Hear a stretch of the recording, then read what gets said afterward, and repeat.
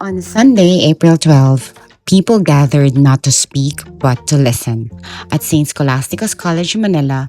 A summit on amplifying neurodivergent voices brought together educators, families, and advocates. Hosted by Candent Learning Haus, one message stood out: learning begins with the family. And what made this space powerful was not just ideas, but the lived experiences.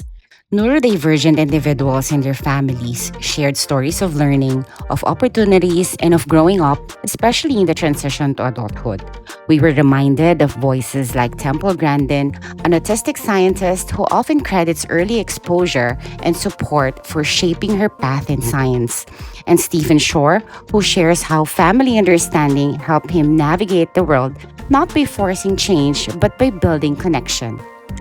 When he flaps hands at a young age, his family imitates. And that's the kind of support that matters. Because when families respond with understanding, when they allow forms of regulation like hand flapping or vocalizing instead of immediately correcting them, they create spaces where a child feels safe. Safe enough to not pretend, not mask, not become someone else just to belong.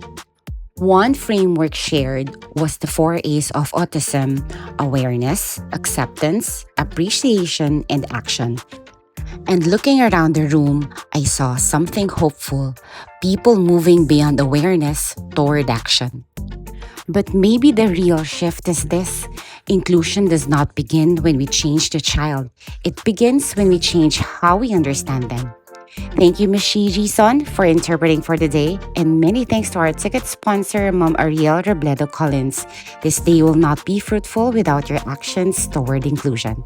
This has been Mom Z, reminding everyone to continue to be a blessing to one another. Till next time.